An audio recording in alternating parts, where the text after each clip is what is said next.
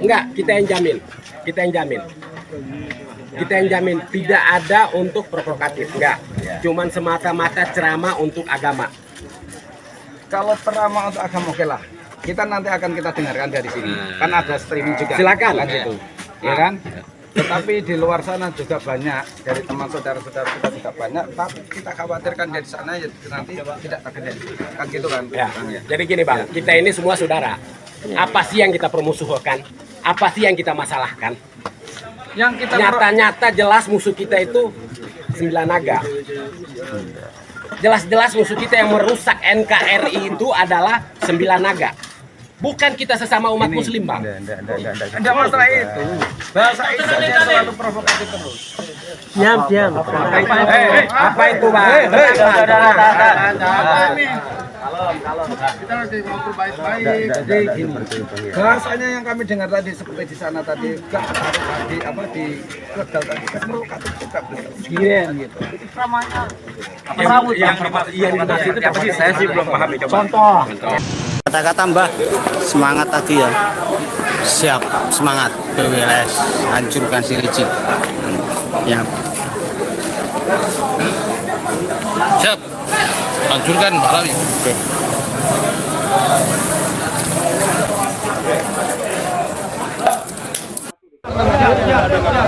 Mohon maaf sekali Bapak Kapolri. Ini ormas PKI sudah ini. Iya, mereka bawa sajam. Ya tidak mau dengan santun. Mereka bawa sajam nih. Ya. Dibiarin sama polisi hampir 1 jam. Dibiarin Pak, dibiarin Bapak. Dibiarin. Iya. Dengan cara persuasif saja. Udah berada. Allahu Akbar.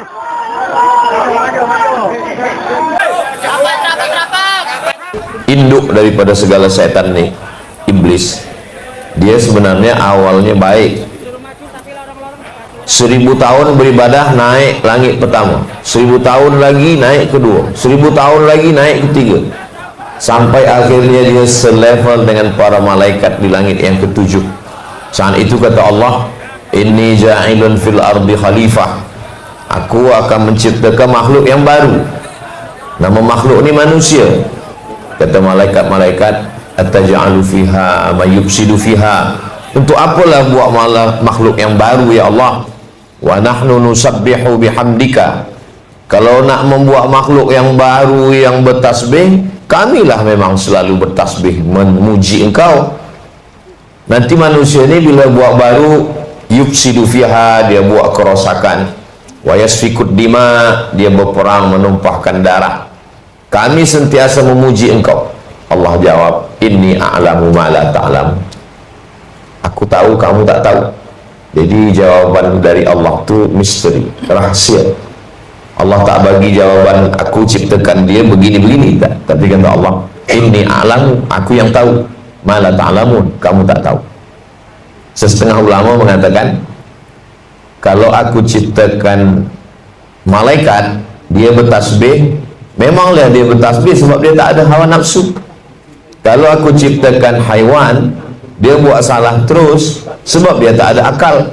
Tapi makhluk yang baru ni luar biasa, dia ada nafsu, dia ada akal. Bila dia tundukkan nafsu dia ikut akal dia lebih mulia daripada malaikat. Mana bukti makhluk yang baru ni lebih mulia dari malaikat? Allah suruh semua makhluk, wa idh qulna lil malaikati isjudu, wahai semua malaikat bersujudlah kamu. Fasajadu, semuanya bersujud, illa iblis. Iblis tak nak bersujud. Manakala Allah tanya, kenapa kamu tak mau bersujud? Ma mana'aka alla tasjuda li Adam, wahai iblis, kenapa kamu tak mau bersujud? Kata dia, khalaqtani min tin, kau ciptakan aku dari tanah. Wa khalaqtani min nar, aku kau ciptakan dari api. Wa khalaqtahu min tin, dia dari tanah. Ana khairum minhu, aku lebih baik daripada dia. Masa itulah Allah murka, kata Allah, malaka anta takabbara fiha, engkau tak layak berlaku sombong, angkuh, merasa diri besar. Innaka minas saghirin, engkau kecil, ukhruj, keluarlah daripada surga. Lalu kemudian sebelum keluar tu dia berkata, aku keluar tapi bagi aku masa. Anzirni ila yaumi yub'atsun, panjangkan umur aku sampai hari kiamat. Kata Allah Ta'ala, innaka minal munzarin, engkau aku bagi masa sampai hari kiamat, kau tak akan mati-mati. Jadi yang mati itu adalah syaitan. Syaitan ada umur dia boleh mati, sedangkan iblis dia tak mati. Memang sudah janji manakala dia meminta kepada Allah Subhanahu wa Ta'ala. Kemudian dia berkata, la'atiyannahum min baini aydihim, aku akan datangi anak cucu Adam itu dari hadapan, wa min khalfihim, dari belakang, wa an aymanihim, dari kanan, wa an syama'ilihim, dari kiri, wa la tajidu aktsarahum syakirin, dan kebanyakan mereka itu tidak bersyukur kepada engkau. Jadi apa yang kita tengok hari ini sebenarnya adalah awal asal muasal daripada cerita kisah dua makhluk yang saling bermusuhan. Ba'dukum li ba'din adu, nanti manakala kamu dua-duanya turun ke bumi, kamu saling bermusuhan, yang satu mengajak kepada kebaikan, yang satu sentiasa mengajak kepada keburukan, sampailah akhirnya mati menghadap Allah. Mudah-mudahan kita selalu menang melawan bisikan-bisikan syaitan ini. Termasuklah kenapa kita jaga subuh. Yang pertama kita sebut nama Allah, alhamdulillahilladzi ahyana ba'da ma amatana wa ilaihin nusyur. Bila kita sempatkan beberapa saat sebelum subuh, seelok-eloknya sepertiga malam, pukul 1, pukul 2, tapi andai pun tidak, menjelang subuh kita sempatkan lagi kuatkan hati kita dengan sembahyang sunat wudu, selepas tu sembahyang sunat taubat, selepas tu sembahyang sunat tahajud, selepas tu sembahyang sunat hajat, selepas tu sembahyang sunat witir. Andai tak dapat, maka paling tidak 2 rakaat tahajud pun jadi. Lalu kemudian qabliyah subuh, lalu kemudian sembahyang subuh. Setiap waktu ni bergerak, kita pasti 5 kali waktu bergerak. Manakala terbit fajar, subuh, manakala tergelincir matahari, zuhur, manakala teduh sempurna, asar, manakala tenggelam matahari, maghrib, manakala sempurna malam, isya. Sebenarnya ada 7: subuh, zuhur, asar, maghrib, isya, duha, tahajud. Tapi Allah bagi kita keringanan, yang 2 ni hanya sunnah sahaja, tapi sebenarnya itu untuk jaga kuatkan hati kita semua. Dan di antara stesen ini, dari subuh ke zuhur, zuhur ke asar, asar ke maghrib, maghrib ke isya, dia ada yang disebut dengan zikir, alladzina yadhkuruna Allah. Mulut menyebut, hati mengingat, maka disebut dia khannas. Qul a'udzu birabbin nas, malikin nas, ilahin nas, min syarril waswasil khannas. Khannas maknanya bersembunyi. Macam tikus bersembunyi bila ada kucing. Bila kucing pergi, dia keluar. Bila hati kita berzikir, dia bersembunyi. Bila kita lalai, dia keluar. Maka tiap-tiap langkah ada bacaan. Kita nak masuk tandas, Allahumma inni a'udzubika minal khubuthi wal khaba'is. Manakala di dalam, kita tak boleh sebut nama Allah, tak boleh sebut bismillah, tak boleh sebut Allahu Akbar. Manakala keluar, kita katakan ghufranaka. Kenapa bila keluar kita katakan ampunkan aku? Kita tak ada buat dosa. Sebab manakala di dalam kita tak sebut Allah, manakala kita keluar kita katakan ghufranaka, ampunkan aku ya Allah. Jadi bila kita berhenti, maka dia keluar. Bila kita berzikir, dia bersembunyi. Khannas, makhluk yang bersembunyi. Dan dia berjalan, asyaitanu yamshi yajri majrad dam, dia mengalir dalam aliran darah. Maka setiap jantung berdegup, jantung berdetak, darah mengalir, dia bekerja. Bila dia berhenti, bila jantung berhenti berdetak, jantung berhenti mengalir, dia berhenti bekerja. Makanya orang tidur, dia tak bekerja. Orang yang pengsan, orang yang mati. Madamat arwahuhum fi ajsadihim, selama roh ada dalam jasad manusia, dia akan terus. Bila roh dah keluar, maka disitulah kita rehat. Jadi bila ada orang semasa hidup, dia kata bilalah kita ni rehat daripada melawan bisikan-bisikan ini, tak ada rehat sampai akhirnya kita husnul khatimah. Selama ni kita terus, Allah menolong. Walladzina jahadu fina, orang yang bermujahadah, ada dia mujahadah dengan banyak sembahyang sunat, bermujahadah banyak puasa sunat, bermujahadah dengan segala amal, lanahdiyannahum subulana, maka kami akan tunjukkan jalan-jalan kami.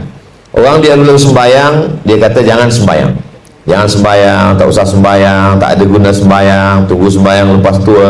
Bila kita sembahyang, dia ganggu dalam sembahyang. Dia kata handphone tadi yang lupa letaknya di sini, kunci tadi di sini, semua ada ini belum mati, ini pintu belum tertutup. Itu memang kerja dia.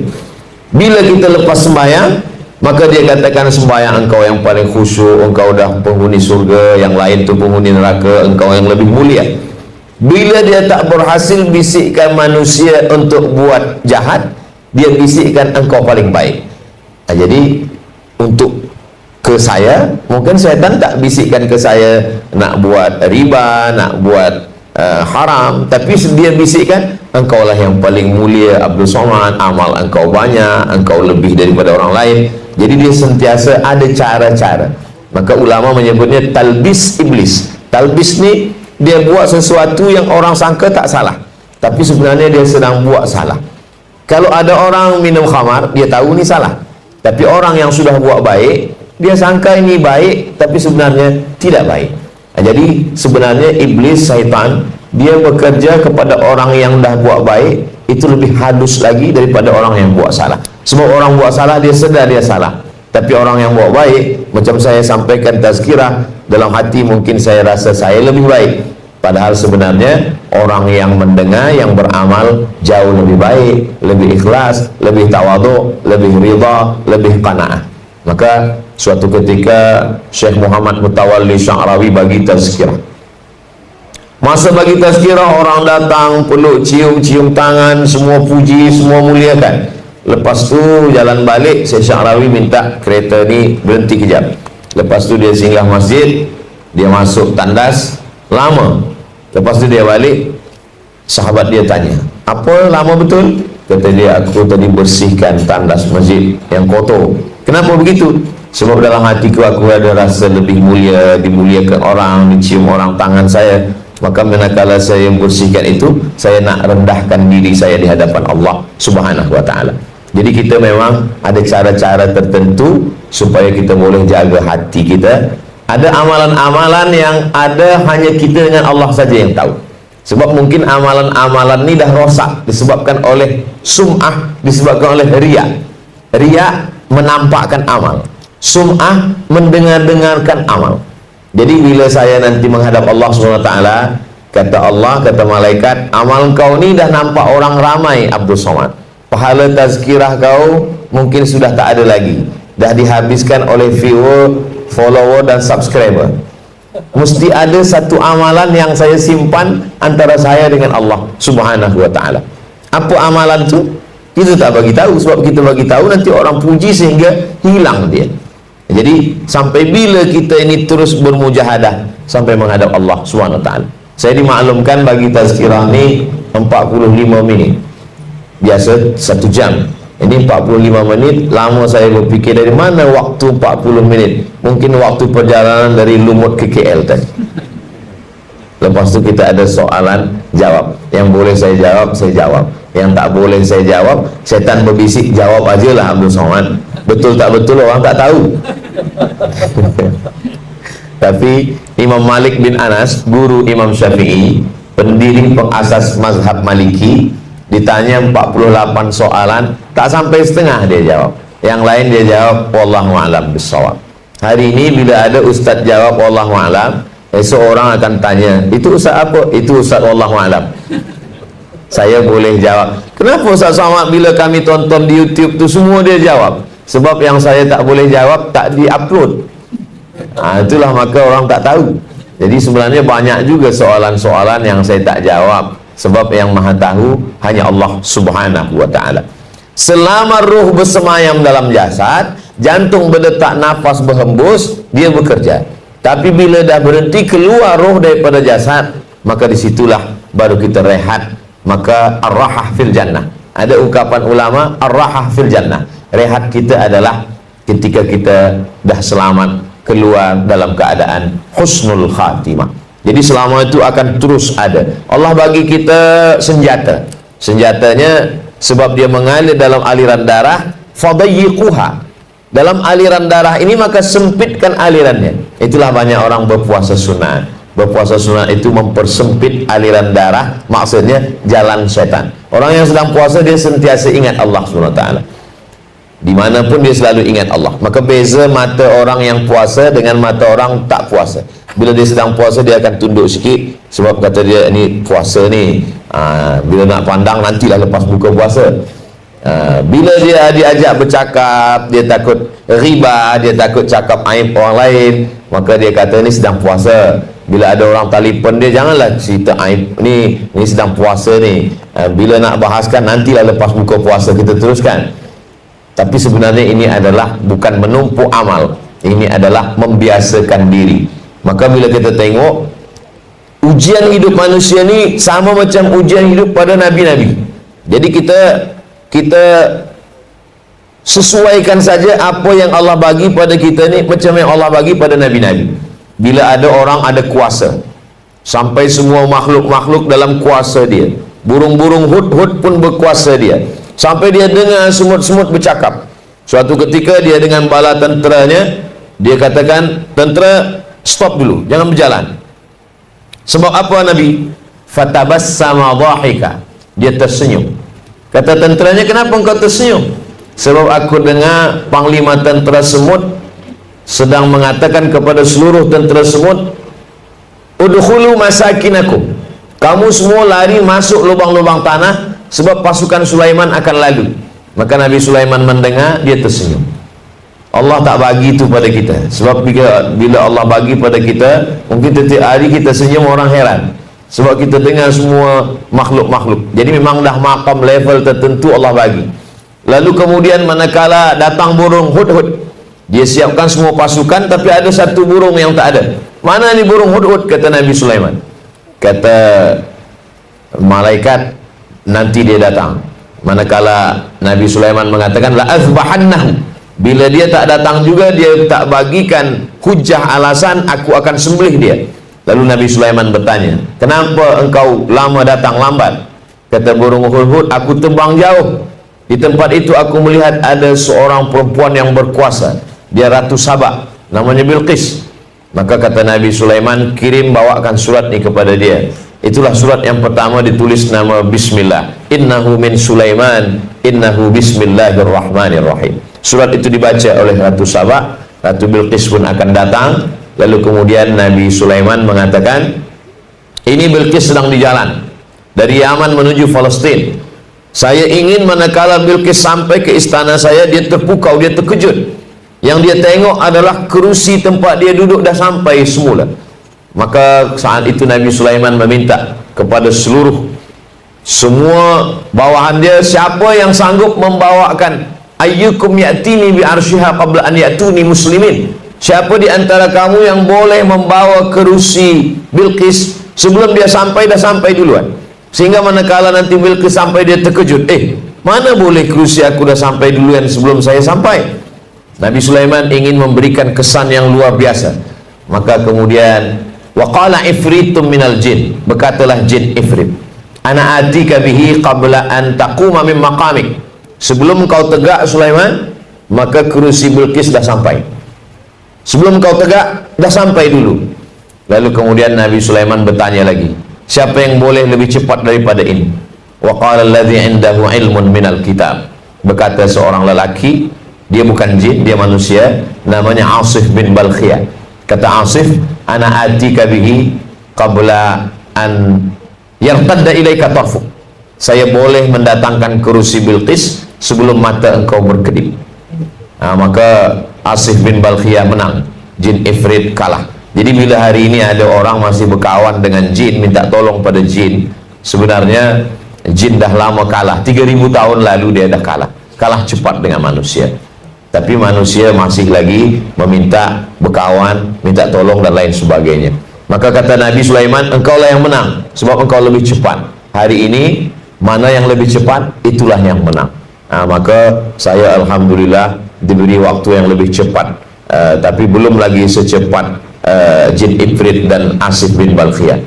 Tapi dah sampai mana-mana tempat berkat pertolongan Tan Sri, dakwah ini menjadi cepat. Mana tempat yang tak terjangkau, bila ada 2-3 tempat, maka hari ini boleh 3 tempat dengan kecepatan waktu. Sebenarnya Allah Ta'ala bercerita ni bagaimana di akhir zaman nanti ada manusia yang lebih cepat, dan yang lebih cepat daripada itu adalah perjalanan Isra dan Mi'raj. Subhanalladzi asra bi'abdihi lailan minal masjidil haram ilal masjidil aqsa, sampai kepada Sidratul Muntaha. Mungkin nanti sebelum hari kiamat manusia akan mencapai kecepatan ini lebih. Saya masih ingat lagi mula sampai di Kahira tahun 1998, ambil gambar, lepas tu cetak gambar, print, lepas tu masukkan surat, kirim ke kampung, seminggu baru sampai. Lepas tu kirim balik, 2 minggu baru sampai. Sempat lupa cerita dulu, baru datang balasan.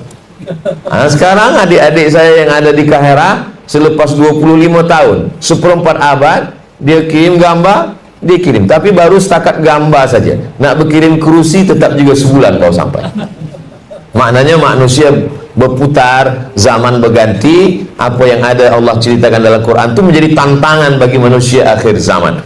Jadi bila manusia berpikir cepat, maka sesungguhnya syaitan juga berpikir maju cepat untuk menggoda manusia. Dia ingin siapa yang paling banyak pengikut, siapa yang paling banyak. Jadi orang yang beruntung, yang menang adalah, kata Allah Ta'ala, walladzina jahadu fina lanahdiyannahum subulana. Sesiapa yang melawan ini, maka kami akan bagikan pertolongan kepada dia, ditolong Allah Ta'ala. Makanya lil insani lammatani, manusia ini ada 2 bisikan.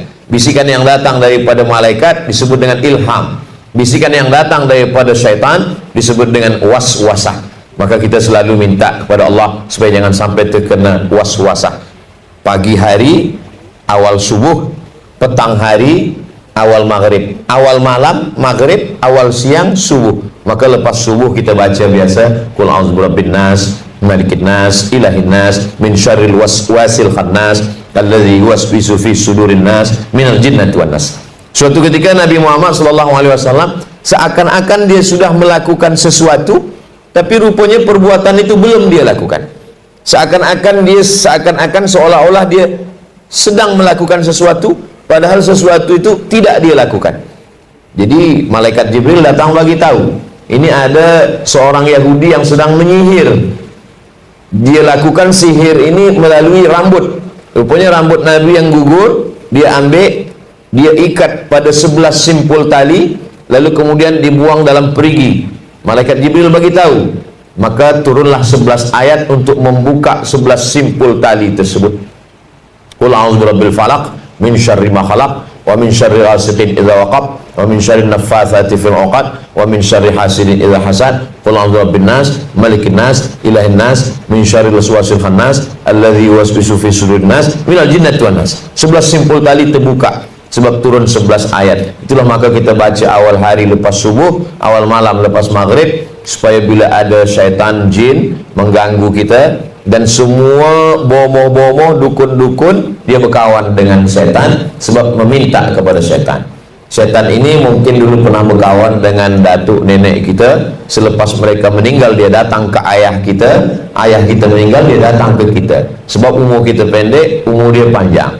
Dia masih hidup lagi, dia ingin terus berkawan dan selalu berhubungan baik dengan orang-orang yang selepas. Jadi suatu ketika saya ada tamu datang ke rumah, kata dia, Ustaz Abdul Somad, saya lepas sembahyang mimpi dia nak bagi saya emas. Saya tanya, emas betul ke atau emas di mana? Memang betul-betul emas. Dia letakkan dekat dia, saya ambil gambar. Ini gambarnya Ustaz. Ini gambar emas. Oh. Lepas itu dia bagi kunci. Kuncinya dari emas juga. Iya, ini gambarnya Ustaz. Lepas itu dia bagi keris. Emas juga. Iya, ini gambarnya. Saya tanya, awak ambil? Saya tak ambil. Sebab saya takut, saya biarkan saja 2-3 hari dia hilang sendiri.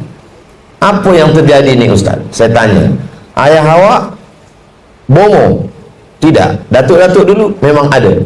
Mungkin dia ada kawan, selepas itu meninggal, dia datang sekarang ke awak. Nasib baik dia tak datang ke saya. Kalau datang ke saya simpan emas tu. Lalu lama saya, dia buat anak dia 2 orang, seorang umur 5-6 tahun, satu lagi masih kecil umur 2 tahun. Lama saya tanya suami dia, isteri, kenapa tak ambil? kami takut akidah kami rosak Ustaz. Nanti kami minta dengan dia, lama-lama kami lupa minta kepada Allah. Yang kedua, kami tak ingin anak kami ini bagi makan haram. Lama saya berfikir, di hari orang susah nak mencari harta, tapi masih ada rupanya umat Nabi Muhammad SAW nak selamatkan anak isteri dia daripada makan-makan haram. Padahal kesempatan ada. Setengah orang berpuasa tak makan-makan, pergi ke gunung, pergi ke kubur, pergi ke laut, nak mencari jin. Ini jin tu datang, dia tak mau berkawan. Jadi sebenarnya itu juga ke dalam hati saya sebenarnya. Engkau Abdul Somad yang bagi tazkirah, mesti kita jaga diri kita dari jin. Kalau engkau yang dapat macam ni, belum tentu iman engkau sekuat dia. Jadi sebenarnya banyak cara Allah Ta'ala ingin mengajarkan kepada saya yang menyampaikan, yang mungkin selama ni belajar pada universiti, baca buku, baca kitab, tapi sebenarnya ada yang halus yang ingin diajarkan Allah melalui banyak jamaah. Kata pepatah, lain padang, lain belalang, lain lubuk, lain ikannya, lain orang, lain ujian yang dibagikan Allah. Setiap tempat saya jumpa manusia, macam-macam jumpa, macam-macam fikiran, macam-macam cerita, yang semuanya itu adalah bagian dari ujian yang diberikan Allah SWT. Ada yang diuji dengan kekuasaan, ada yang diuji dengan ilmu, ada yang diuji dengan populariti, ada yang diuji dengan harta. Tapi setelah saya berkeliling, saya berjumpa, saya mengalami, tak ada manusia yang lepas daripada ujian. Wa balawnahum bil hasanat, kami uji mereka pertama dengan hasanat, dengan yang baik-baik. Yang kedua baru wasayyiat, dengan yang tak baik. Ada setengah manusia berfikir kalau sakit dia sedang diuji, kalau sihat dia tak diuji, kalau dia ada kuasa dapat rahmat, tak ada kuasa dia sedang tidak diuji. Tapi bila kita tengok ayat Quran, wa balawnahum bil hasanat wasayyiat, yang baik-baik pun sebenarnya ujian juga. Banyak orang yang ketika diuji dengan yang tak baik, dia sukses, dia lulus. Tapi bila diuji dengan yang baik, di situ dah dia lupa kepada Allah Subhanahu wa taala. Dulu bila saya balik, awal-awal kali balik, orang belum kenal lagi.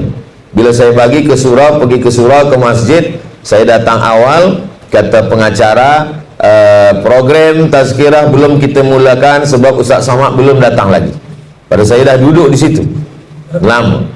Sekarang belum datang, orang dah tunggu ramai, kita pun datang. Bila dah ramai berjumpa, nak masuk pun susah, nak keluar pun payah. Jadi orang menganggap bila orang tak kenal kita, ini adalah ujian. Bila orang dah kenal, ini adalah nikmat. Tapi sebenarnya bila kita pandang, semuanya sama-sama ujian. Ada kalanya ujian dikenal orang ramai itu lebih berat daripada tak dikenal orang. Saya sampaikan kepada anak kemanakan saya, kamu baca Quran, belajar dengan baik, tolong agama Allah dengan apapun. Bila Allah bagi kamu harta, tolong agama Allah. Bila bagi kuasa, tolong agama Allah. Bila bagi ilmu, tolong agama Allah. Tapi kamu jangan berfikir nak jadi viral. Sebab bila tengok saya makan susah, berjalan pun susah. Kita tutup mata, tutup mulut, pakai mask, tutup top kepala semua, pergi ke mall pun orang kerja, sampai di kereta saya tanya, dari mana awak tahu? Saya tengok cincin ustaz. Jadi maknanya semua dalam hidup ini adalah ujian yang diberikan Allah Subhanahu wa taala. Walanabluwannakum, kami akan uji kamu, kata Allah. Pertama, bisyai'im minal khauf, ada rasa takut, takut susah, takut sakit, takut mati, takut cemas. Walanabluwannakum bisyai'im minal khauf wal ju', lapar. Wa naqsim minal amwal, kurang harta. Was samarat wal anfus, mati. Wal anfus was samarat, masa paceklik tak turun hujan berkepanjangan, tanaman mati. Wabasyiris sabirin, berikan kabar pada orang-orang yang sabar. Siapa itu? Allazina idza asabatuhum musibah, ketika musibah itu datang, dia mampu berkata inna lillah wa inna ilaihi raji'un. Semua datang daripada Allah dan akan balik kepada Allah. Dia tak ada rasa memiliki, sebab semua dia dipinjamkan Allah Subhanahu wa taala. Itulah maka ayat ni selalu kita bawa bila tahlil, ayat ni tak pernah tinggal. Lillahi ma fis samawati wa ma fil ard, semua yang ada di langit, semua yang ada di bumi milik Allah Subhanahu wa taala. Kita hanya Allah bagi makan pakai. Semua hidup ni yang dimakan busuk, yang dipakai lapuk, yang dipakai untuk agama Allah, itulah bekal untuk hari esok. Pesan Nabi SAW, ma'akal tafa'afnaita, yang kau makan busuk, wa malabis tafa'ablaita, yang kau pakai lapuk, wa matasaddaq tafa'amdaita, yang kau pakai untuk menolong agama Allah, itulah yang akan kekal abadi hingga ke hari esok. Maka ketika kita selamat daripada ujian dunia ini, maka ketika itulah kita akan berhasil menghadap Allah Subhanahu wa ta'ala.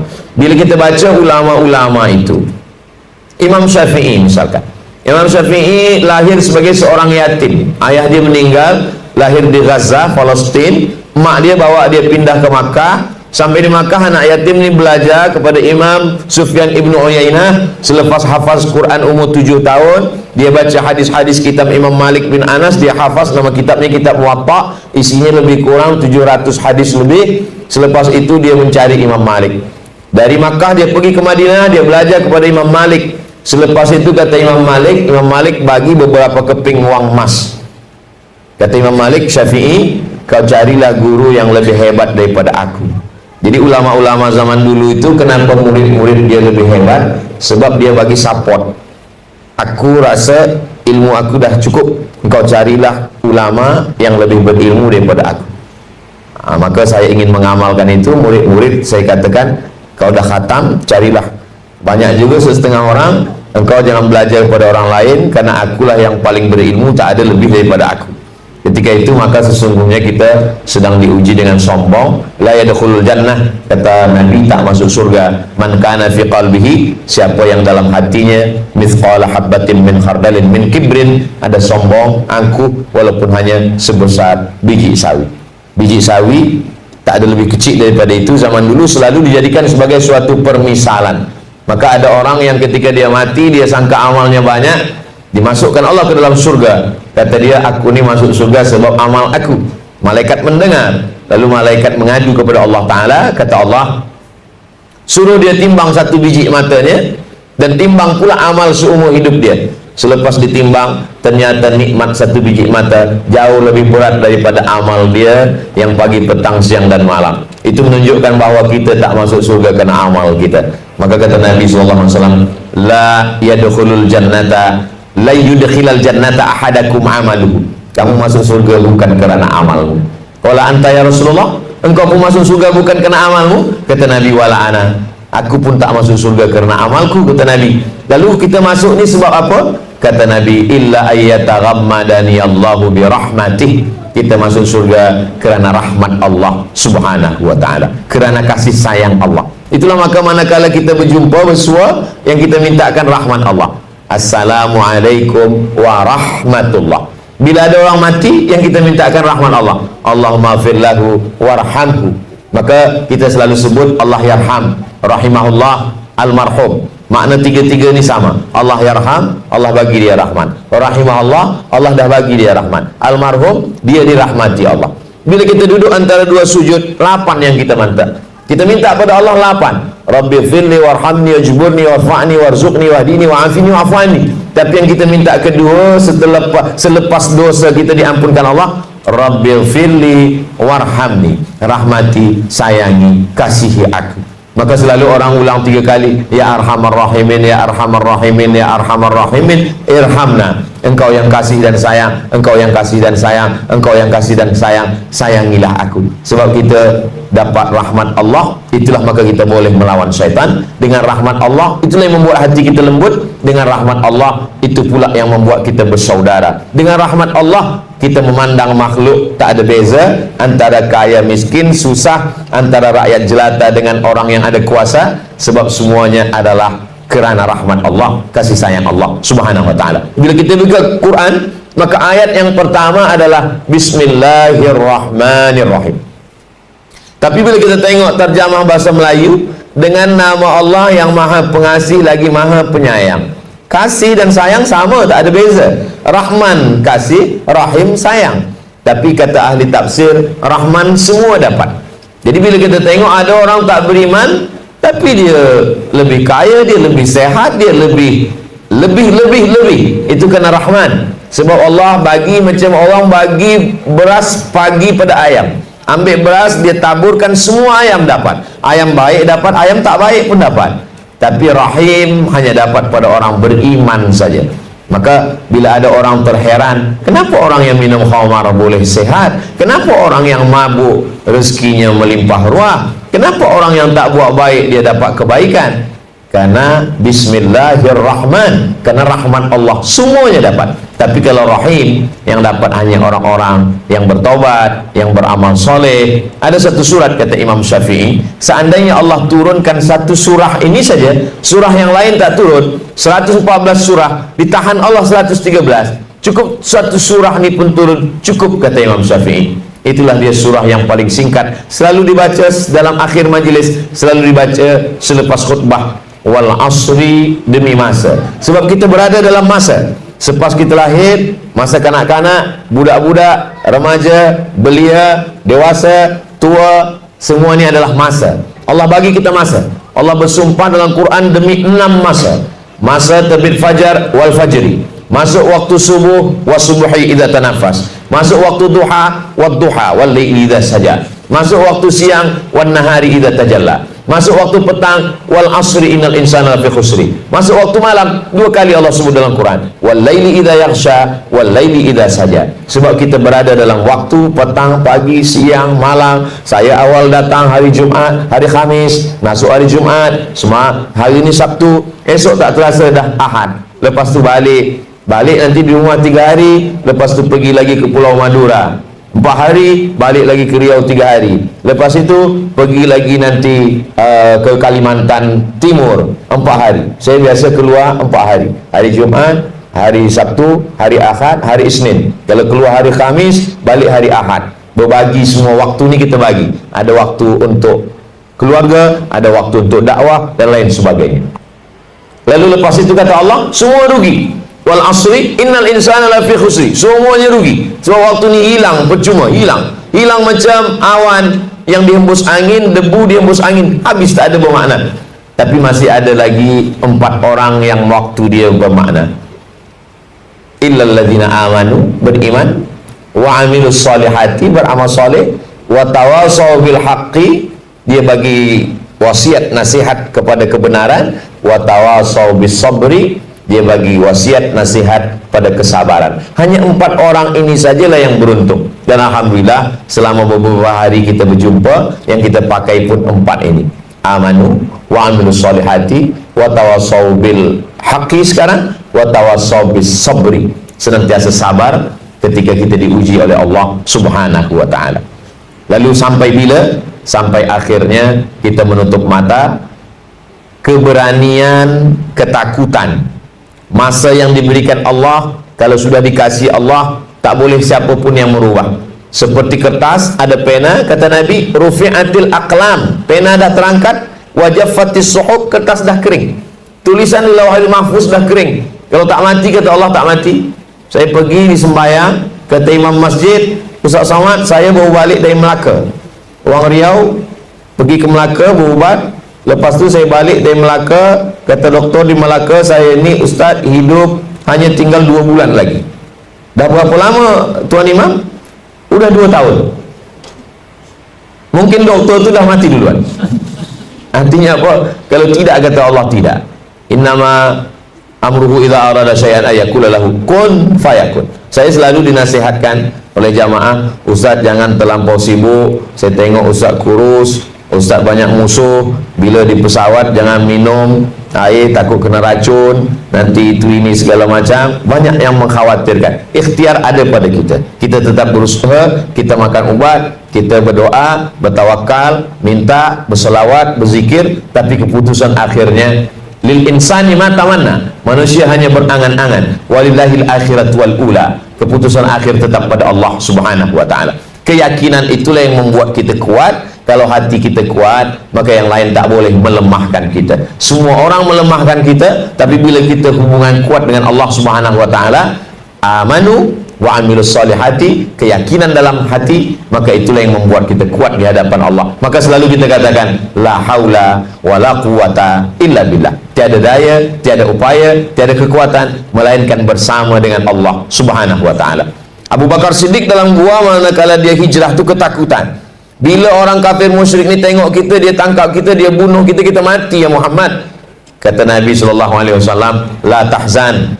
La tahzan ni dipakai oleh seorang ulama dari Saudi Arabia manakala dia masuk penjara, namanya Dr. Ain Al-Qarni. Dia tulis buku tu untuk menghibur diri kita, menghibur diri dia dan menghibur orang yang susah. Maka dia tulis buku tu, la tahzan. Diterjemah orang putih, don't be sad. Jangan sedih, jangan takut, jangan cemas, sebab Allah Subhanahu wa taala bagi kekuatan. Buku tu bestseller, dibaca orang, bila dia baca membagikan kekuatan. Orang yang sebelumnya ketakutan, kena penyakit insomnia, tak boleh tidur, manakala baca buku tu, baca 2-3 baris tertidur. Entah kerana kuat, entah memang tak kuat membaca, wallahu a'lam bishawab. Jadi Allah SWT selalu bagikan kekuatan-kekuatan melalui keyakinan bahawa Allah SWT. Jadi bila ada orang mengatakan, ada orang tak percaya Tuhan tapi dia kuat juga. Sebenarnya orang yang kata tak percaya Tuhan itu pun dia percaya. Hitler kata orang dia atheist, tak percaya pada Tuhan, tapi sebenarnya dia percaya kepada sesuatu yang dia anggap sebagai Tuhan. Maka dia punya tongkat, kepala burung. Dia punya kereta, ujung kereta tu burung. Bila dia pergi ke mana-mana, ada gambar burung nasar di belakang. Rupanya dia ada keyakinan burung inilah yang memberikan dia kekuatan. Burung ni, kita tidak. Orang Islam tidak berkeyakinan kepada haiwan, tak berkeyakinan kepada benda, tak berkeyakinan kepada makhluk. Keyakinan dia adalah kepada Allah. Maka dia angkat tangan, dia katakan Allahu Akbar. Selepas itu dia katakan, yang besar hanya Engkau ya Allah, Allahu Akbar kabira. Yang dipuji hanya Engkau ya Allah, walhamdulillahi katsira. Yang suci hanya Engkau ya Allah, wa subhanallahi bukratan wa asila. Selepas itu dia menghadap kepada Allah, wajjahtu wajhiya lilladzi fataras samawati wal arda hanifan musliman wa ma ana minal musyrikin. Aku tidak menyembah kepada selain Engkau. Selepas itu dia serahkan keempat-empatnya pada Allah. Inna salati wa nusuki wa mahyaya wa mamati lillahi rabbil alamin la syarika lahu wa bidzalika umirtu wa ana minal muslimin. Saya kalau saya sedang lemah, untuk menguatkan diri saya tak jauh pergi umrah, maka saya sembahyang sunat, saya serahkan pada Allah. Inna salati wa nusuki wa mahyaya wa mamati lillahi rabbil alamin. Kadang kita sebab dah tiap hari sembahyang, kita hafaz, kita tak sempat mengingatnya, tiba-tiba dah selesai jadi satu rakaat. Maka bila kita renungkan, kita rasakan, kita nikmati sembahyang ini, mendatangkan segala kekuatan kepada kita bersama. Saya dimaklumkan Ustaz bagi sampai pukul 12.30. Dah sampai 12.30. Kenapa Ustaz Somad ni tazkirah ni cepat betul? Mungkin sebab turun dari helikopter tadi. Cepat, dia terbang cepat juga tazkirah. Saya kembalikan kepada Datuk. Ada soalan-soalan kita akan bahaskan insya-Allah. Terima kasih. Wassalamualaikum warahmatullahi wabarakatuh. Juga terima kasih. Kita buka untuk 2-3 soalan.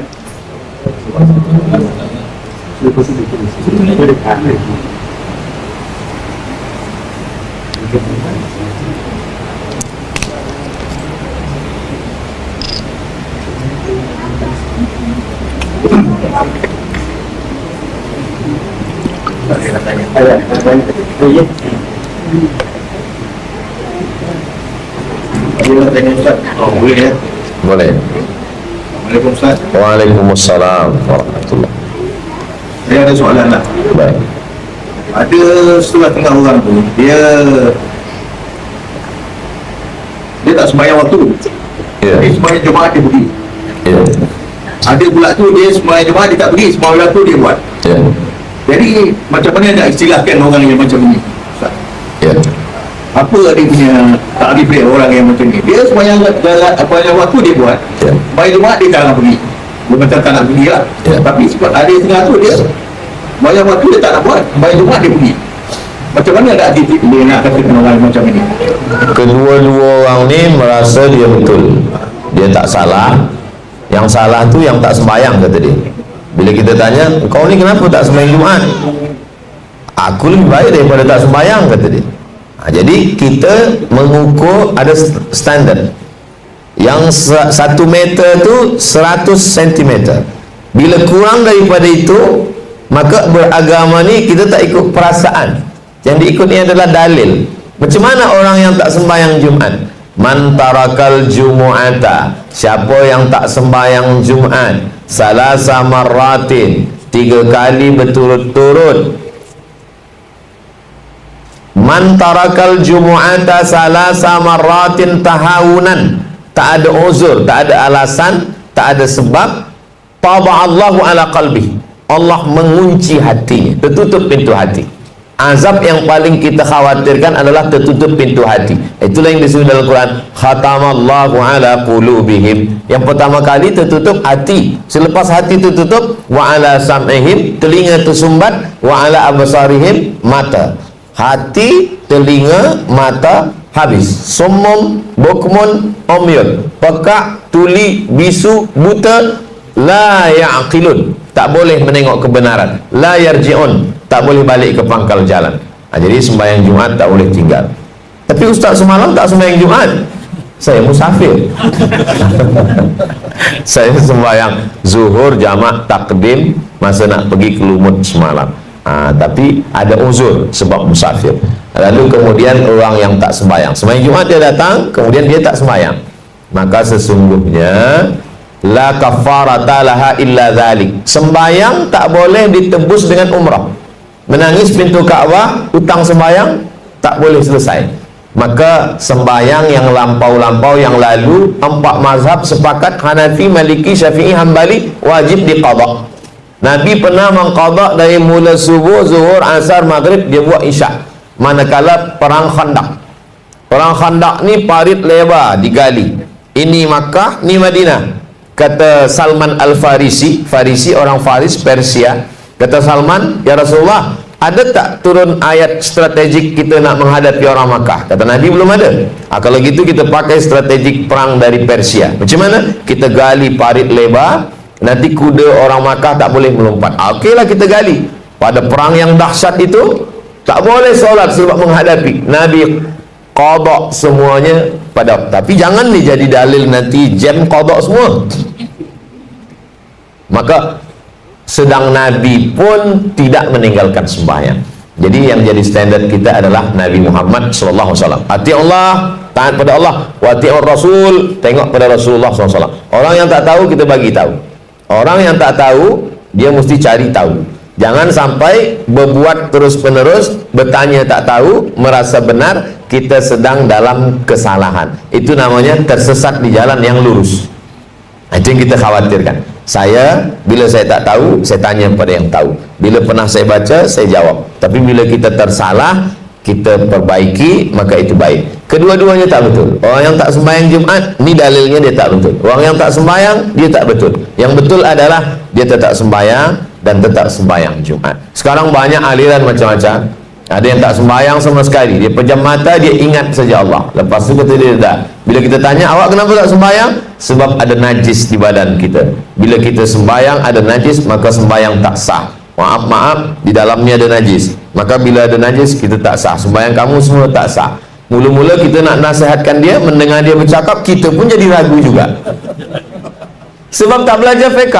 Yang dimaksud dengan najis itu adalah ma kharaja anis sabila, ini yang keluar dari 2 jalan. Maaf cakap, dari kubur dan dubur. Bila dia keluar baru dia najis. Bila dia di dalam dia tak najis. Maka standar kita utama adalah Nabi Muhammad SAW. Nabi tak pernah tinggalkan sembahyang. Nabi sakit, terbaring di kamar Sayyidatuna Aisyah, disiramkan dengan 5 kirbah air. Kirbah adalah kulit kambing yang dijahit, tempat air disiramkan ke wajah Nabi. Nabi terjaga. Manakala dia terjaga, apa yang dia minta? Aku nak sembahyang. Maka dibawalah dia sembahyang. Masa tu jamaah dah sembahyang. Imamnya Abu Bakar Siddiq. Abu Bakar sembahyang. Jamaah nak bagi tahu Nabi datang, mereka pukul tangan. Sebab tak boleh bercakap sedang sembahyang. Jamaah pukul tangan, dia nak bagi tahu ada Nabi datang. Takkan dia cakap Abu Bakar ada Nabi datang, batal sembahyang. Dia pukul tangan. Lepas sembahyang Nabi bagi tahu, yang pukul tangan tu innamat tasfiqulin nisa. Perempuan kalau imam salah baca dia pukul tangan. Kalau lelaki dia cakap subhanallah. Itulah cerita tentang memukul tangan bagi perempuan. Itu sebabnya adalah Nabi ingin tetap datang sembahyang walaupun dia sakit. Nabi tak pernah tinggalkan sembahyang. Jadi bila orang ikut Nabi, maka insya Allah dia tak akan tinggalkan sembahyang 5 waktu dan tak tinggalkan sembahyang Jumat. InsyaAllah nanti video ini kita akan cutkan foto, kita upload, nanti kita share. Bagi yang dah sembahyang dia sembahyang, bagi yang belum sembahyang Jumat atau hanya sembahyang Jumat tak sembahyang, dia betulkan lagi amal. Man ahdatha, siapa yang membuat-buat amal ma'alaihi amruna, yang tiada dalilnya, fahuwa raddun, maka amal itu mardud, ditolak Allah SWT. Wallahu a'lam.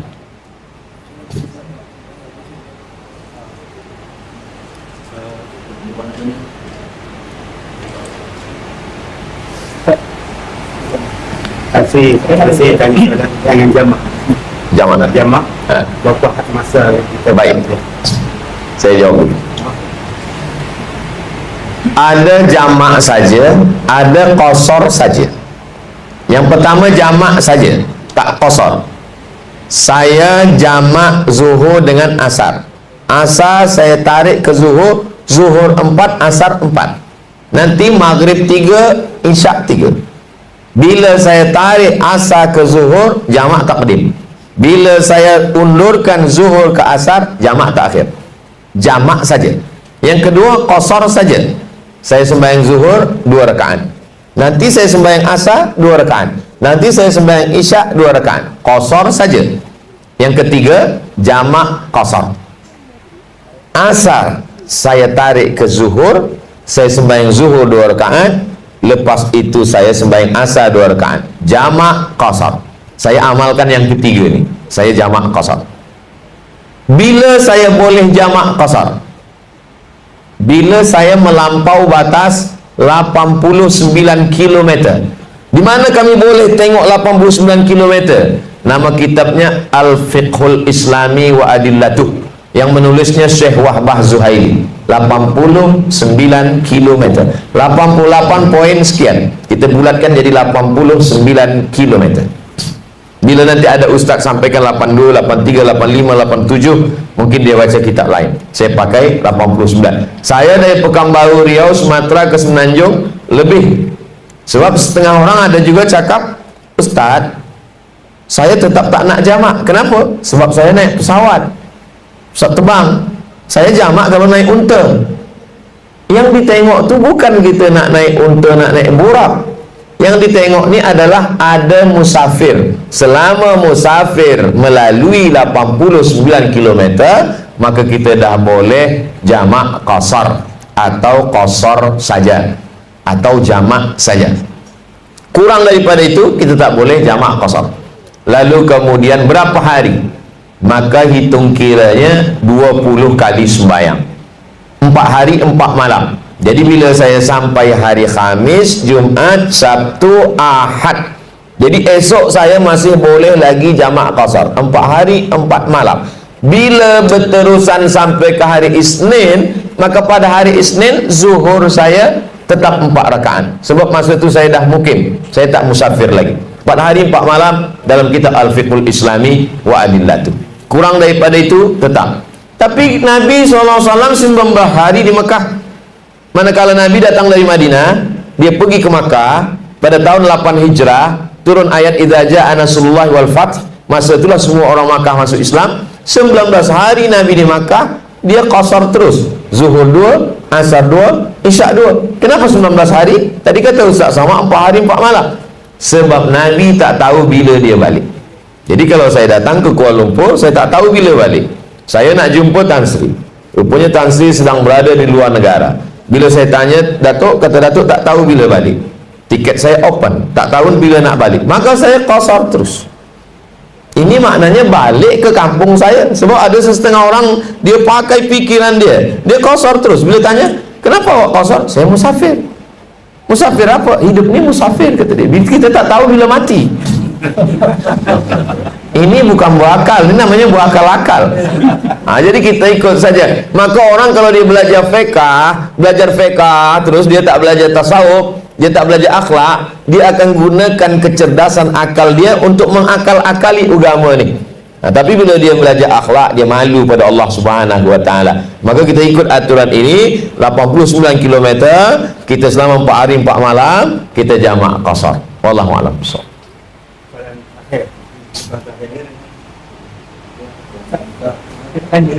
Apa amalan yang boleh kita lakukan untuk arwah orang tua kita lah, Lain daripada kita berdoa, bersedekah, itu lagi amalan yang boleh kita buat. Amalan yang sampai pada orang yang dah meninggal dunia dari kita yang hidup pada orang mati, yang pertama doa.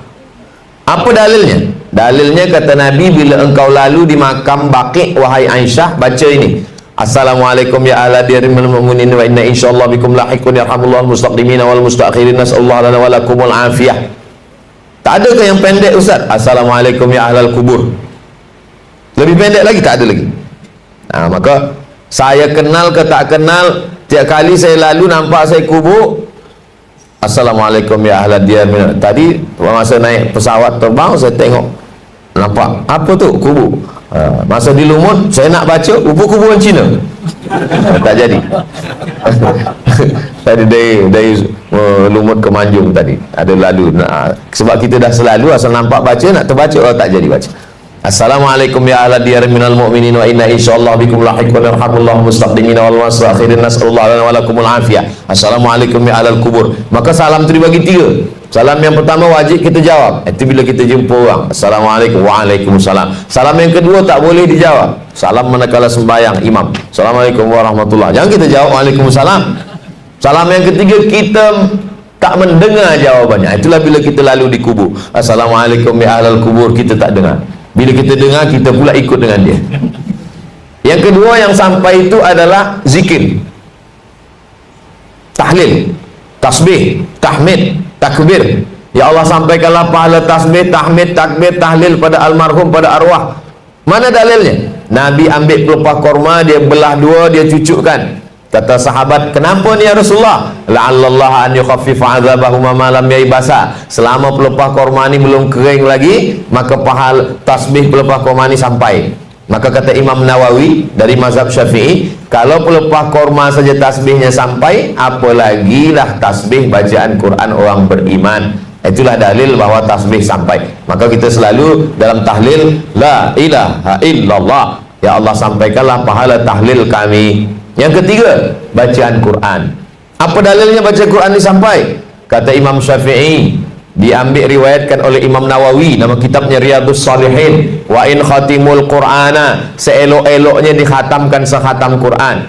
Seorang anak baca khatam Quran dari Al-Fatihah ke An-Nas elok. Tak sanggup, bagi 1 juzuk, 30 juzuk buat khatam Quran, baca bersama, sampaikan pahalanya. Lalu kemudian dalilnya lagi adalah manakala Abdullah bin Umar meninggal dunia, dia pesan bila aku mati nanti, bacakanlah pada bagian kepala dan kakiku pangkal dan ujung surah Al-Baqarah. Pangkal Al-Baqarah alif lam mim sampai wa ulaika humul muflihun. Akhir Al-Baqarah lillahi ma fis samawati. Itu maka bila kita tahlil tak tinggal 2 ayat ni, pangkal dan ujung Al-Baqarah. Yang keempat, sedekah. Hadisnya datang Sa'ad, ya Rasulullah, ummi matat, mak saya mati, apa atasaddaqu anha, kalau saya bersedekah sampai apa tak sampai? Kata Nabi, tasaddaq, bersedekahlah sampai. Ayu sadaqatu afdal, apa sedekah yang paling afdal? Kata Nabi, saqil ma, memberi air minum. Maka bagikan air minum. Semalam kami cakap bahas masalah ni dengan Tan Sri, buatkan telaga di Afrika. Yalah, tempat kita tak buat air lagi, so air dah lebih-lebih, banjir. Maka kita mungkin bagi yang lain, pahalanya sampai. Maka waktu Nabi mengatakan sakil ma, yang paling elok engkau hadiahkan untuk almarhumah mak engkau, buatkan perigi, buatkan sumur, buatkan perigi, kata Nabi. Saat terus saja menggali tanah, perigi, dia wakafkan untuk almarhumah mak dia. Ini sampai. Yang kelima, haji. Mana dalilnya? Ada seorang haji, dia kata labbaik Allahumma syubrumah, aku hajikan syubrumah. Nabi tanya, siapa syubrumah ni? Akhi, saudara saya. Kata Nabi, kau dah haji belum? Belum. Hajikan dulu dirimu, lepas tu baru kau hajikan syubrumah. Ini dalil haji sampai. Umrah macam mana? Wa atimul hajja wal umrata. Haji dan umrah sama. Itu maka selepas kita umrah, kita pergi Tan'im, kita pergi Ja'ranah, labbaik Allahumma umrahan fulan bin fulan, aku umrahkan fulan bin fulan. Kita pergi Makkah, tawaf, sa'i, tahallul, sampai pahalanya. Yang keenam, kurban. Mana dalilnya? Nabi manakala menyembelih kurban, Allahumma taqabbal min Muhammad wa ali Muhammad. Ini aku sembelih kurban untuk Muhammad dan untuk keluarga Muhammad. Waktu itu Khadijah dah meninggal. Dia ambil kambing satu lagi, dia sembelih. Allahumma hadza an Muhammad wa ummati Muhammad. Ini ku sembelih untuk Muhammad dan untuk Muhammad sallallahu alaihi wasallam. Umat Muhammad. Umatnya banyak yang dah meninggal. Maka kurban itu pun sampai. Saya tiap tahun ada rezeki, saya berkurban untuk almarhum ayah, almarhumah mak, almarhum datuk, ke nenek. Itu semua adalah sampai, amal-amal kebaikan kita sampai. Yang ketujuh, puasa. Man mata, siapa yang mati, wa alaihi siyamun, dia punya hutang, ada puasa. Samaan huwalihu, maka ahli waris. Jadi ahli waris, anak-anak ni ada hutang puasa orang tua, yang tahu, yang tak tahu apa boleh buat. La yukallifullahu nafsan illa wus'aha. Saya sampaikan pada almarhumah mak saya dulu, masa dia masih lagi di rumah. Mak dulu ada tinggal puasa, ada, buatlah puasa. Kalau sanggup puasa, kalau tidak, catatkan berapa yang hutang dah bayar, mana yang belum, nanti saya akan puasakan. Alhamdulillah, manakala dia meninggal, dia tak tinggal puasa Senin Khamis, umur dia 70 tahun, habis puasa dia masa dulu semua. Ini bagi ada hutang puasa, kita anak melaksanakan puasa sampai. Jadi yang 7 ni semuanya sampai kepada orang yang meninggal dunia. Ada pun orang yang mengatakan izamatal insan, kalau manusia mati inqata'a, putus. Kalau dah mati itu putus, tak ada lagi sampai. Maksud putus itu amal saya yang mati nih. Saya dah mati. Ustaz Abdul Somad, bila Ustaz Somad dah mati, putus. Tapi amal tuan-tuan kepada saya sampai. Kalau amal orang hidup tak sampai pada orang mati, maka tak ada sembahyang jenazah. Sembahyang jenazah itu amal orang hidup untuk orang mati.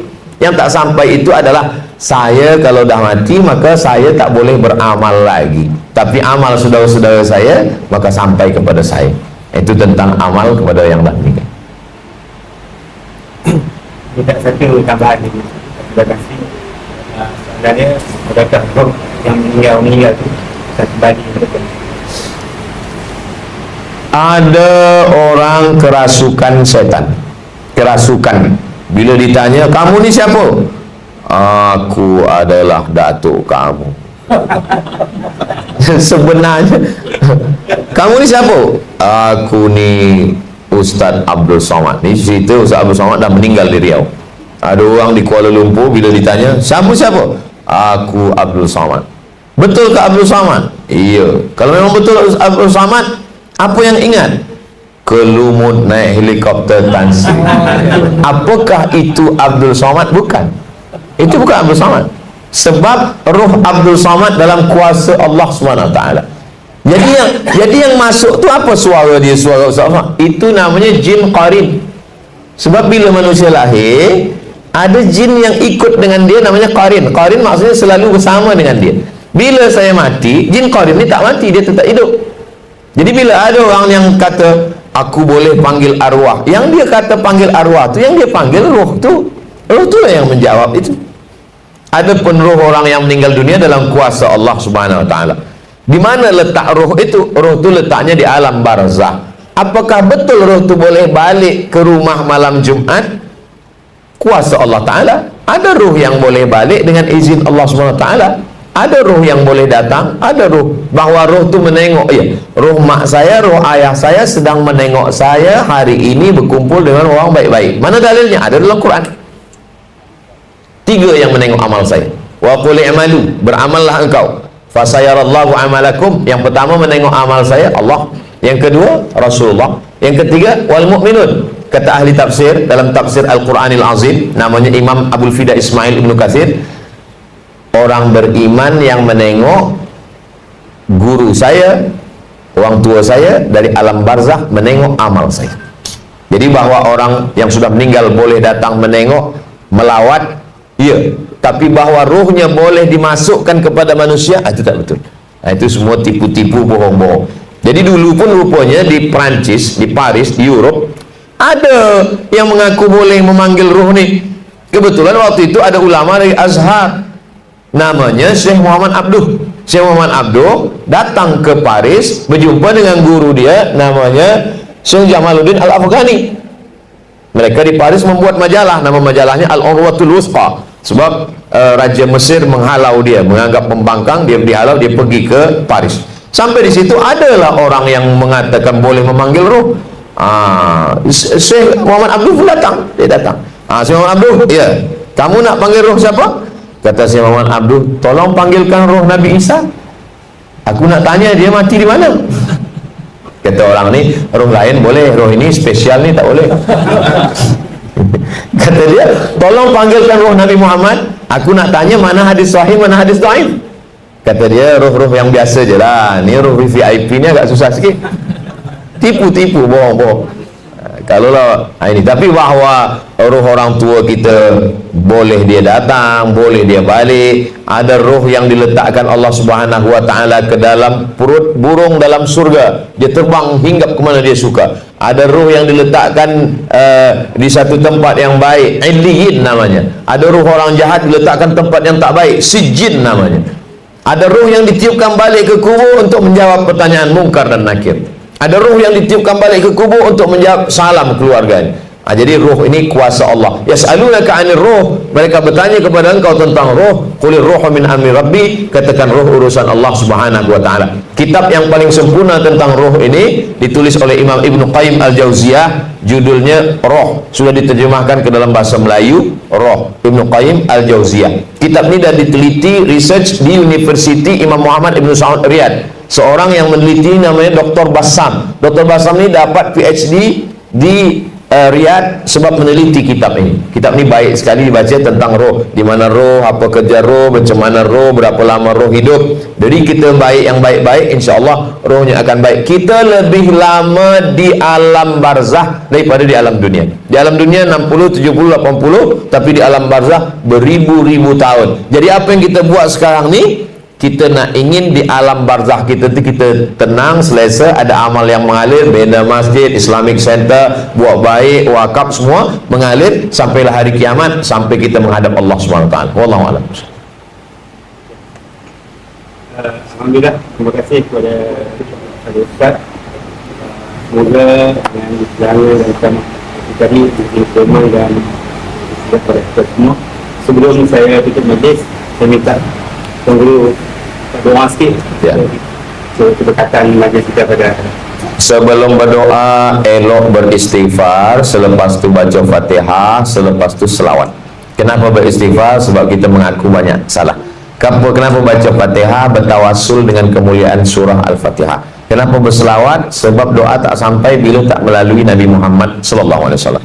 Astaghfirullahalazim, astaghfirullahalazim, astaghfirullahalazim, alladzi la ilaha illa huwal hayyul qayyum wa atubu ilaih. A'udzubillahi minasyaitonir rajim. Bismillahirrahmanirrahim. Alhamdulillahirabbil alamin, arrahmanir rahim, maliki yaumiddin. Iyyaka na'budu wa iyyaka nasta'in, shiratal mustaqim, shiratal ladzina an'amta 'alaihim ghairil maghdubi 'alaihim waladdallin. Amin. Allahumma shalli 'ala sayidina Muhammad wa 'ala ali sayidina Muhammad. Al-Fatihah lima ughliq wal khatim lima sabaq. Nasirul haqqi bil haqq, al-hadi ila siratikal mustaqim, wa ala alihi haqqa qadrihi wa miqdarihi al-azim. Assalamu alayka ya Rasulullah. Allahumma anzilir rahmata was salamata wal barakata ala hadhil jamaah.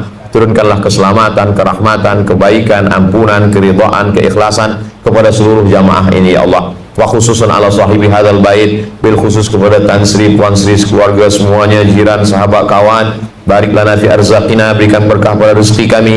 Barik lana fi umurina, berikan berkah pada umur kami. Barik lana fi ahlina, berikan berkah pada pasangan hidup kami. Barik lana fi auladina wa zurriyatina, berikan berkah pada anak cucu keturunan kami. Barik lana fi mahabbatina, berikan berkah pada mahabbah kasih sayang kami. Allahumma taqabbal minna salatana wa siyamana wa qiyamana wa ruku'ana wa sujudana wa takhasyu'ana wa ta'abbudana. Terimalah segala amal kebaikan kami, solat kami, puasa kami, bacaan Quran kami, infak, wakaf, sedekah kami. Wa tammim taqsirana, sempurnakanlah segala kekurangan kami. Allah mahfaz qulubana, jaga hati kami dari riya, dari takbur, dari nifaq, dari kufur. Allahumma jma'na ma'al habibil mustafa, bila kami nanti menghadapmu ya Allah, samakan kami dengan Nabi Muhammad jumpakan kami dengan Nabi Muhammad sallallahu alaihi wasallam. Rabbana fil lana dzunubana, ampunkan dosa kami, wali abaina, ayah kami, wali ummahatina, mak kami, wali azwajina, wali dzurriyyatina, wali man hadarana, semua yang hadir ini ampunkan semua dosa-dosanya ya Allah. Adapun yang sudah mendahului kami, jadikan kubur mereka raudhatan min riyadil jinan, salah satu daripada taman-taman surga. La taj'al quburahum hufratan min hufarin niran, jangan menjadikan kubur mereka salah satu dari lubang neraka. Ya Syafi, engkau yang maha menyehatkan. Ya Kafi, engkau yang maha mencukupkan. Ya Mu'afi, engkau yang maha memberikan kesihatan, kebaikan. Isfi mardana, Ada saudara kami yang kau uji dengan penyakit, berikan kesembuhan, berikan kesehatan ya Allah. La tada'lana dzamban illa ghafartah, segala dosa kami ampunkan ya Allah. Wala aiban illa satartah, segala aib cacat kami tutupi ya Allah. Wala musafiran illa wasaltah, yang musafir sampaikan ke tujuan dengan selamat ya Allah. Wala aziban illa zawajtah, yang belum menikah jumpakan dengan jodoh yang baik-baik ya Allah. Wala raghiban illa anjabtah, yang belum ada keturunan dan berikan keturunan anak-anak keturunan yang baik-baik, yang soleh dan solehah. Rabbana atina fid dunya hasanah wa fil akhirati hasanah wa qina adzabannar wa adkhilna jannata ma'al abrar ya aziz ya ghaffar wa sallallahu ala sayyidina Muhammad wa ala alihi wa sahbihi wasallam walhamdulillahi rabbil alamin.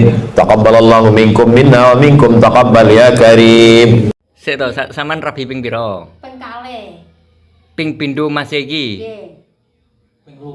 Ping telu sing setunggal niku gadah. Ngan tapi ciri situ. Nggih, kawin Sik, siri. sing rabi pertama sampean duwe anak apa gak? Nggih gadah kalih. Loro. Nggih. Terus sing rabi, Itu iki to. Ya adrase. terus sing rabi ping pindho iki duwe anakne. Duwe anak loro. Boten to sing kali niki boten. Desire ping telu mau. Nggih, tapi kawin siri.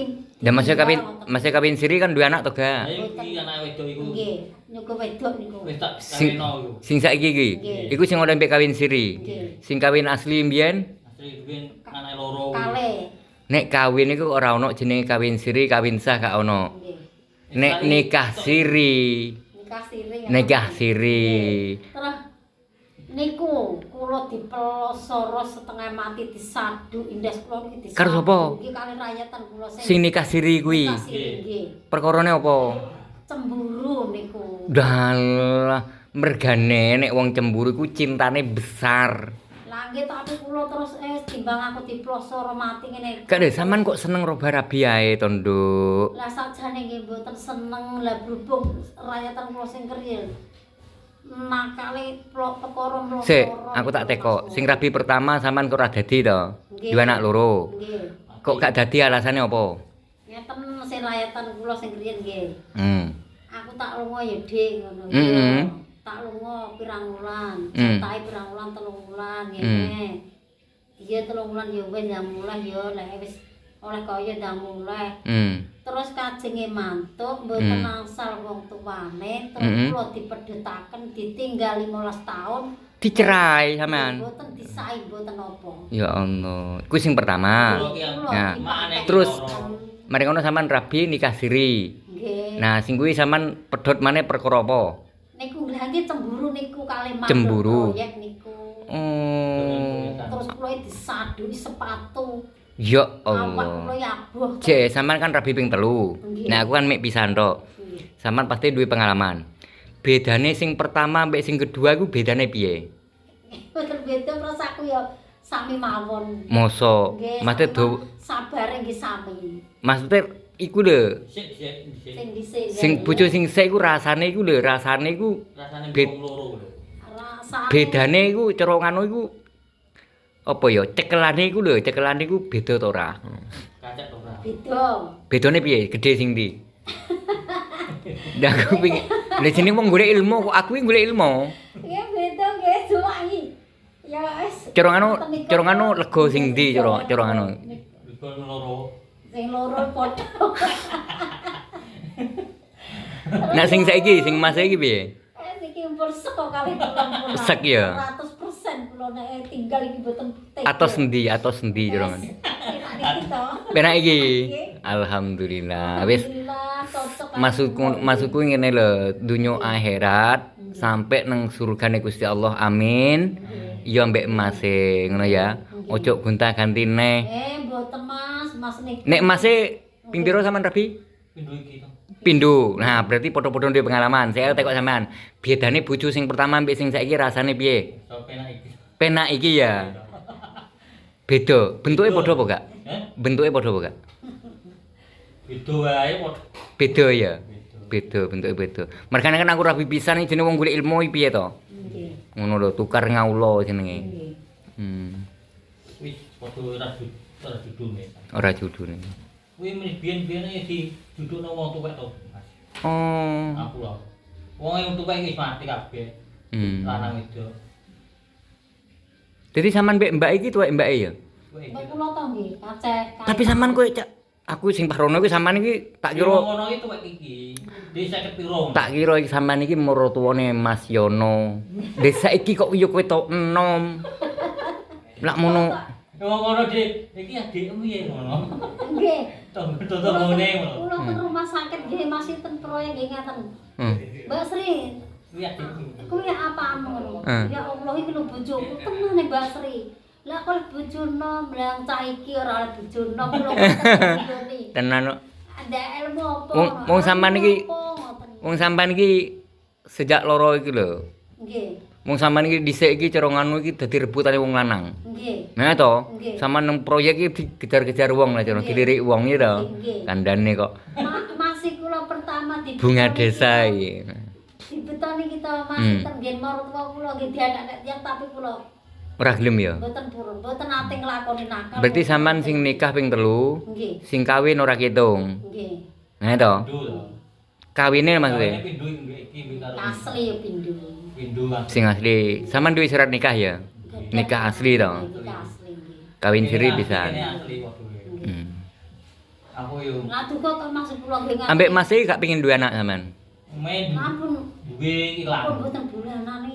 Waune pun bobot. Indra buyung. Sakulan iku lho terus Ilang. kula dana kerja ilang. Dipangan demit paling. Ilang lah. Astagfirullahaladzim. La ilaha illallah Muhammadur Rasulullah. Alhamdulillah. Pokoknya saiki sampean ane yo nduk ya, ojo robo rabi ya. Mboten mak. Kaya Yono yo ngono. Aku wis gak mikir. Ya. Wis padha tuweke. Setialah dunia akhirat. Sampean iki ora tuwek lho no, sik nom lho no. Nggih, tasih. Dong untune sik jangkep lah, untuku wis ora ono. Hah? Ning nggonku entek, ning sampean isik to. Dhuwur. Misal iki dhuwur ning agak batane. Ora lagi tak. Apa nih? Berarti lahirnya padha iki 78 iki. Betul to. Dua iki to. Aku kepiro to yo. Aku 78 iki wis 6 pirong to sampo. 6 8 pirong lho. Gak ono. Tuwa iki kok Gak mesti nek 68 gurung ono Yan. Gurung. di wong-wong iki tuwa iki. Ya nek umure tuwek mbake tapi kan kacake ora adoh brojoku. Nggih. Kacake gak salah nggih 3 tahunan iku. Nek ono paling 3 wulan. Wong sampean sik enom kok. Wong sampean iki cara gak loro, cara sampean macak. Nggih. Walah iki sampean penampilan koyo artis lohan kuwi kok. Iya to.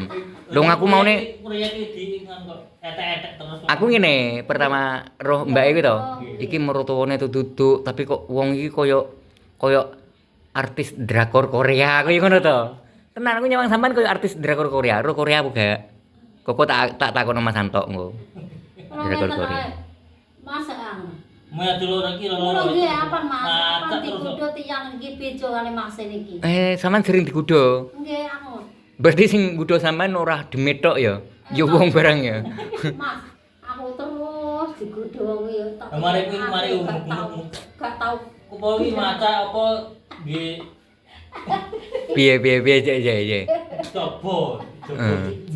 Mare sampean nek macak terus dikabehno kok apa? Mene jual apa maca.